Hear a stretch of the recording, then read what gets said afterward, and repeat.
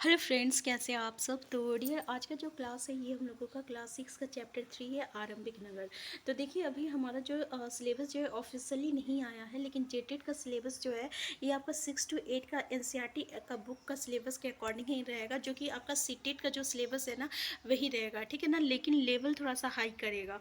तो डियर, इसलिए हमें क्लास 6 to 8 की एनसीईआरटी का बुक को एक एक अच्छे से कंप्लीट करना है, क्योंकि देखिए कुछ क्वेश्चन ऐसा होता है जिसका लेवल तो बदला नहीं जा सकता। जैसे अगर अशोक का जन्म कब हुआ था, तो इसका लेवल जो रहेगा ये कभी नहीं बदलेगा। इसलिए हमें क्लास 6 to 8 की एनसीईआरटी को बुक को पहले कंप्लीट करना है। तो स्टार्ट करते हैं डियर आज का क्लास हम लोग।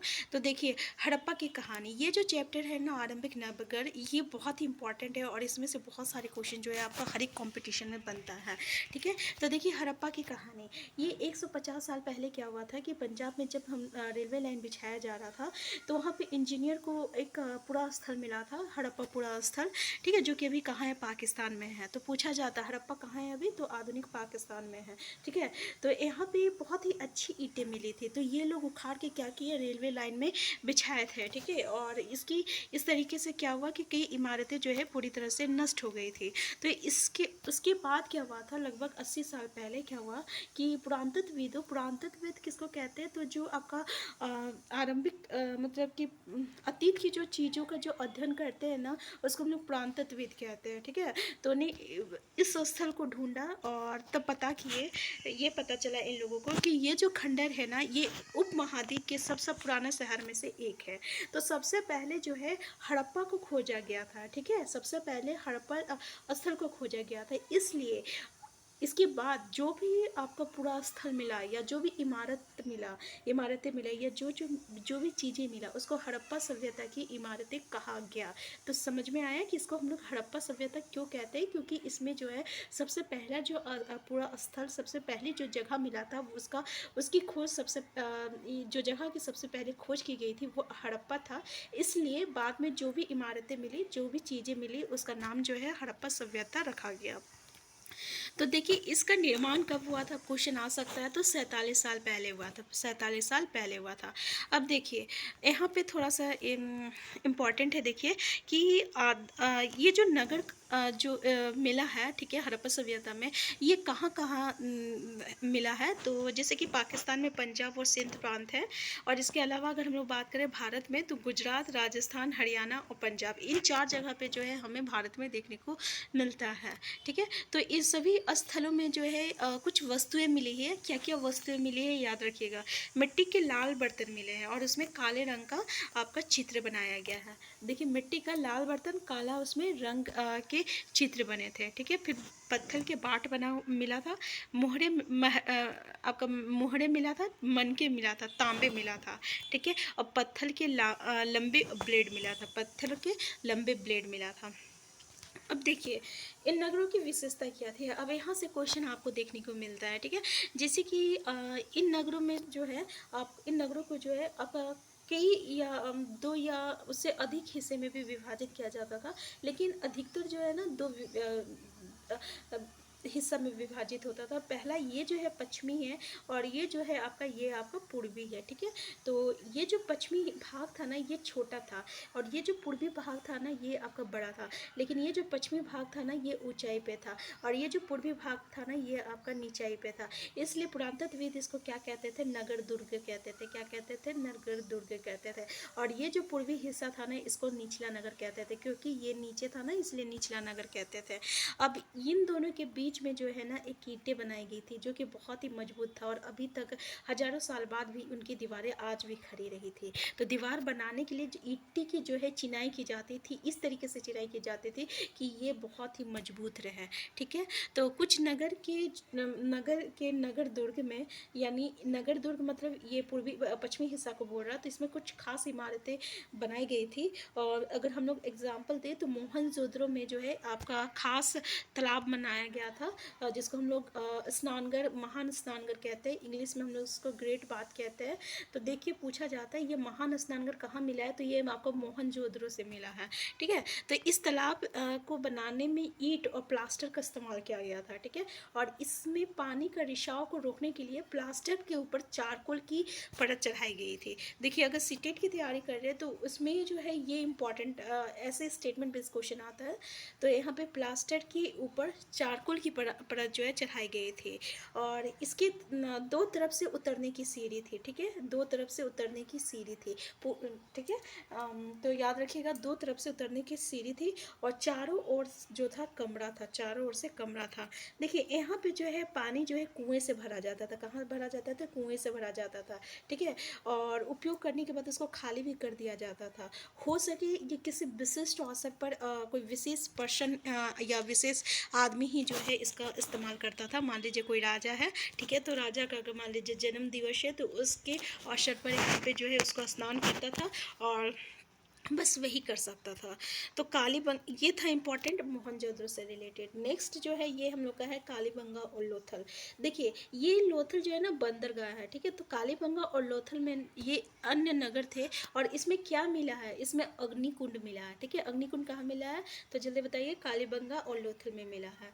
ठीक है, तो इसका मतलब ये हुआ कि हड़प्पा सभ्यता के लोग क्या करते थे? यज्ञ करते थे। ठीक है, अब हड़प्पा, मोहनजोदड़ो और लोथल जैसे कुछ नगरों में बड़े बड़े भंडार गृह में मिले। अभी तक हम लोग तीन चीज़ पढ़े ना, क्या क्या पढ़े? हड़प्पा पढ़े, मोहनजोदड़ो पढ़े, और लोथल। यहाँ पे देखिए लोथल, कालीबंगा भी पढ़े जहाँ अग्निकुंड मिला है, लेकिन इन तीन चीज़ों में जो है बड़े बड़े आपका भंडार गृह भी मिले हैं। ठीक है, तो यहाँ पे देख सकते हैं आप, उसका फिगर भी देख सकते हैं किस तरीके से चारों ओर जो है कमरे बनाया गया था। नेक्स्ट है आपका भवन, नाले और सड़कें। देखिए इन नगरों के घर जो है ना ये आपका आमतौर पर एक या दो मंजिल का होता था, और घर के आंगन के चारों ओर जो था ना कमरा बनाया गया था, और अधिकांश घरों में जो है एक अलग स्नान घर भी होता था, और कुछ घरों में जो रहता था वो कुआं भी होता था। तो कई नगरों में जो है ढके हुए नाले थे, और इनको बहुत ही सावधानी से सीधी लाइन में बनाया जाता था, और हर नाली में हल्की ढलान होती थी ताकि पानी जो है वो आसानी से बह सके। तो अक्सर घरों की नालियों को सड़कों की नालियों से जो है मिल जाती थी, और नालों को ढके होने के कारण इनमें जगह जगह पे क्या बनाया गया था? मेन होल बनाया गया था, ताकि इसके जरिए इसका क्या किए क्या देखभाल और सफाई जो है किया जा सके। तो घर, नाले और सड़कों का निर्माण जो है योजनाबद्ध तरीके से एक साथ ही किया जाता था। तो याद रखिएगा इस समय हड़प्पा सभ्यता के लोग जो है कितने डेवलप थे। आप सोच सकते थे कि उसमें घर जो बनाया जाता था, और जो सड़क बनाई जाती थी, जो नाले बनाए जाते थे, तो एक योजनाबद्ध तरीके से बनाई जाती थी। ठीक है ना, ऐसे ही नहीं कि कहीं भी हम बना दिए। तो ये कुछ इम्पोर्टेंट पॉइंट था। अब हम चलते हैं नगरीय जीवन के बारे में। यहाँ भी हमें कुछ देखने को मिलेगा, जैसे कि हड़प्पा के नगर जो थी, क्वेश्चन आता है कि हड़प्पा के लोग कैसे थे? तो वो नगरीय जीवन था। ठीक है, यानी नगर में रहते थे। तो यहाँ पे बहुत हलचल रहता था, और यहाँ पे लोग ऐसे रहते होंगे जो नगर के खास इमारतें बनाने की योजना में जुटे रहते थे। तो ये सभ्यता यहाँ के शासक थे। ये भी संभव थे कि शासक लोगों को भेजकर दूर दूर से धातु, बहुमूल्य पत्थर और अन्य उपयोगी चीज़ें मंगवाते थे। देखिए क्या क्या चीज़ें मंगवाया जाता था? धातु, बहुमूल्य पत्थर और अन्य उपयोगी चीज़ें मंगवाए जाते थे। शायद शासक लोग खूबसूरत मनकों तथा सोने चांदी से बने आभूषणों जैसी कीमती चीज़ों को अपने पास रखते होंगे। इन नगरों में लिपिक भी होते थे जो मोहरे पर तो लिखते ही थे, और शायद अन्य चीज़ों पर भी लिखते होंगे जो बच नहीं पाई है। तो देखिए यहाँ उस समय भी लिपिक रहते थे। लिपिक मतलब जो लिखते थे, तो मोहर पे तो लिखते ही थे, और अलग अलग चीज़ों में भी लिखा करते थे, जो कि अभी तक नहीं अभी मतलब इन चीज़ों को अभी ये चीज़ें जो है अभी तक बच नहीं पाई है। ठीक है, तो यहाँ पे देखिए सोने और चांदी से बने आभूषण जैसे कीमती चीज़ों को अपने पास रखते थे। इसके अलावा नगरों में शिल्पकार, स्त्री पुरुष भी रहते थे जो अपने घरों या किसी उद्योग स्थल पर तरह तरह की चीज़ें जो है बनाते होंगे, और लोग लंबी यात्रा भी करते थे और वहाँ से उपयोग वस्तुएं लाते थे। ठीक है, जैसे साथ ही लाते थे सुदूर देशों की किस्से कहानियाँ, मिट्टी से बनाई गई खिलौने भी मिले हैं जिनसे बच्चे जो है खेलते होंगे। यहाँ पे आप देख सकते हैं कि मोहनजोदड़ो की एक सड़क, उसमें बना कुआं, उसमें बना नाला, ऊपर एक कुआं है, बाई की ओर नीचे हड़प्पा की एक मोहर है और इस मोहर के ऊपर के चिन्ह के खास लिपि है। उपमहाद्वीप में पाए गए लेखन का ये प्राचीनतम उदाहरण है। विद्वानों ने इसे पढ़ने की कोशिश की है लेकिन अभी तक ये नहीं पता चल पाया कि इसका अर्थ क्या है। दाई और नीचे पक्की मिट्टों के खिलौने, तो देख लीजिए यहाँ पे, याद रखिएगा कि इसकी जो लिपि है ना उसके अभी तक जो है पढ़ा नहीं गया है, अभी भी इस पे जो है कोशिश जारी है। ठीक है, यहाँ पे हम लोग देखते हैं कि पत्थर के बाट को देखो कितने ध्यान से उपयुक्त तरीके से इन बाटों को बनाया गया है और इन्हें चट पत्थर से बनाया गया था और इन्हें शायद बहुमूल पत्थर और धातुओं को तोड़ने के लिए बनाया गया होगा। मध्य में बाएं मनके, इनमें से कई कार्निलियन पत्थरों से बनाए गए थे।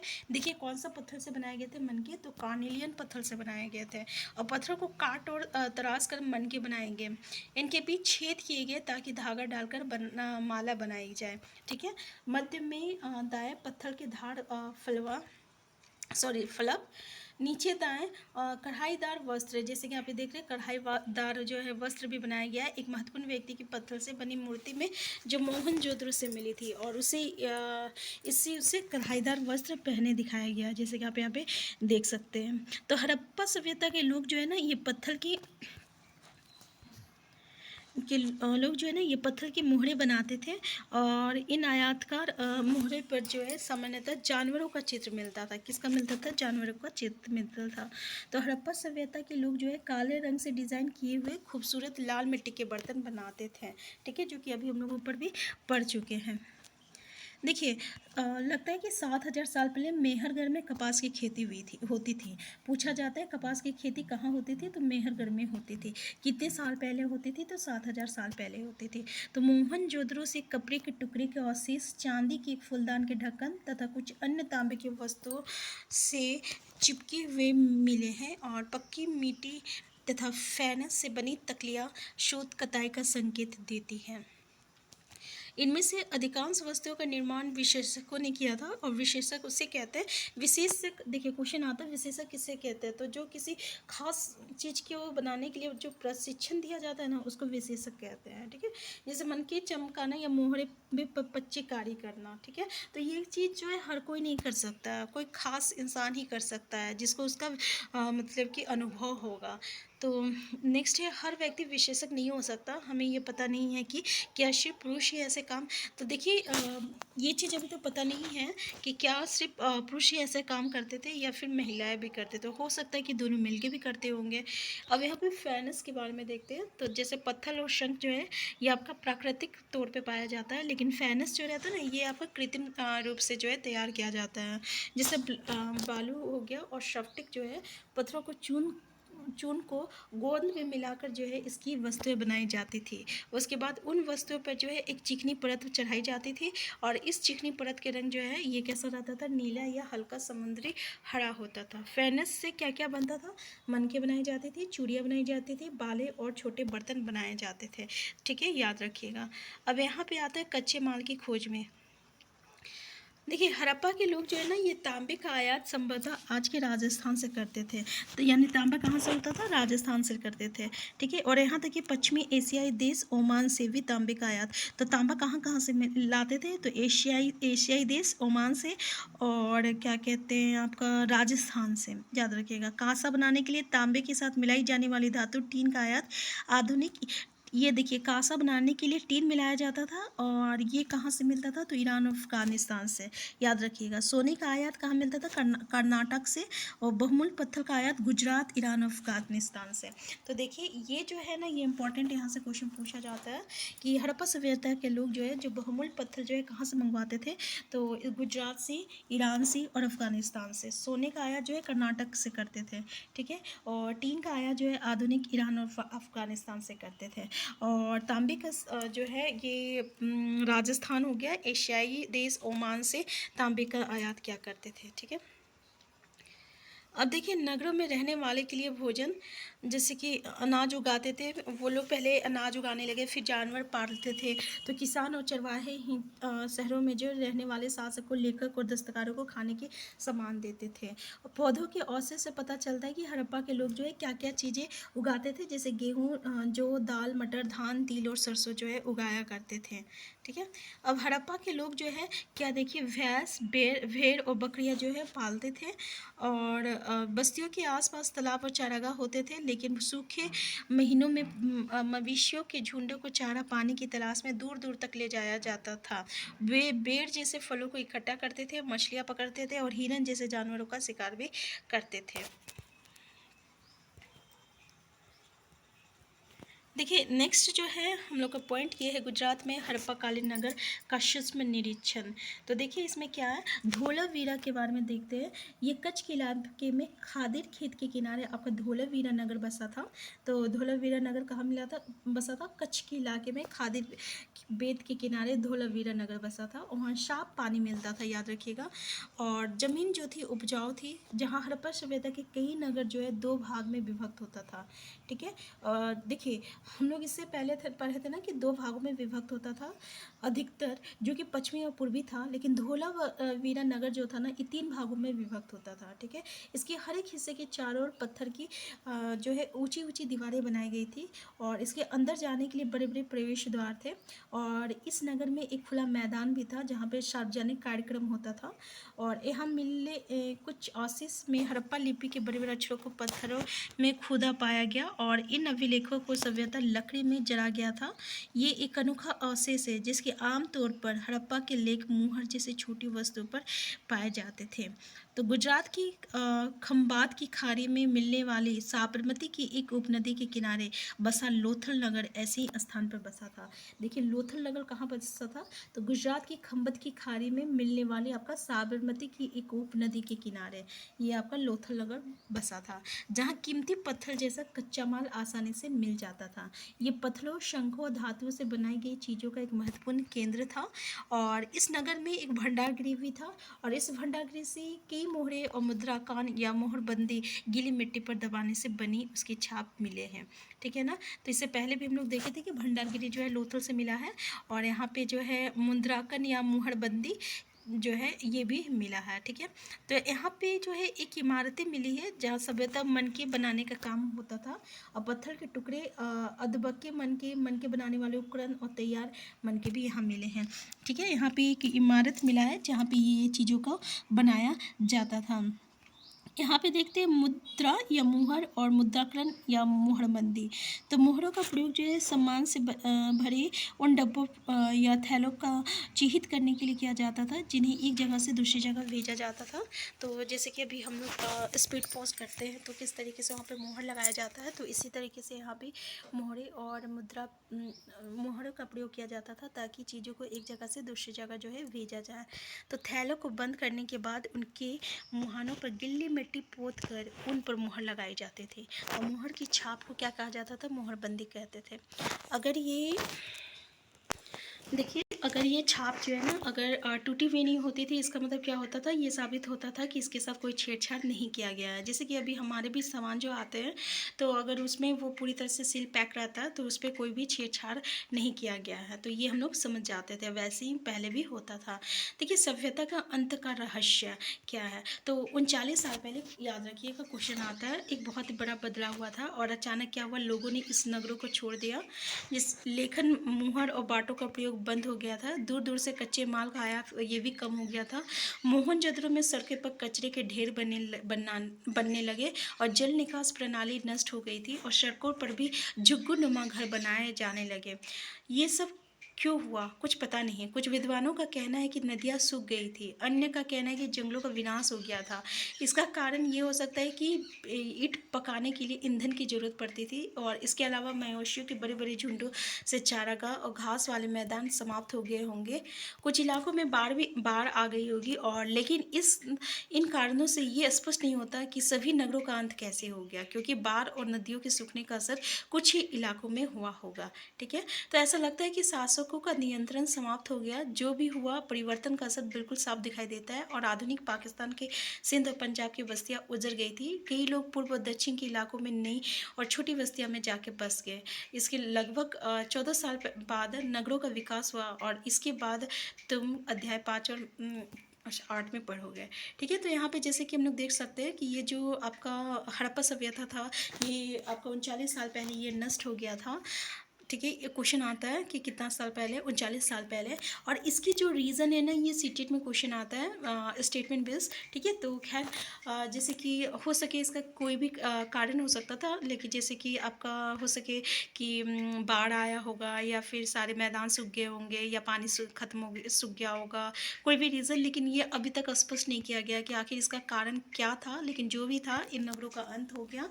और बाढ़ और नदियों के सूखने का असर जो है, क्योंकि बाढ़ और अगर मान लीजिए बाढ़ और नदी सूखता भी है तो कुछ ही इलाका में सूखेगा ना, हर इलाके में तो नहीं होगा। इसलिए अभी तक इसका कोई स्पष्ट नहीं हुआ है कि ऐसा क्यों हुआ है। ठीक है, तो ये था हम लोगों का क्लास 6 का चैप्टर 3। इसमें से आप देखे होंगे कि बहुत सारे इंपॉर्टेंट पॉइंट जो है हमारे एग्जाम में पूछे जाते हैं।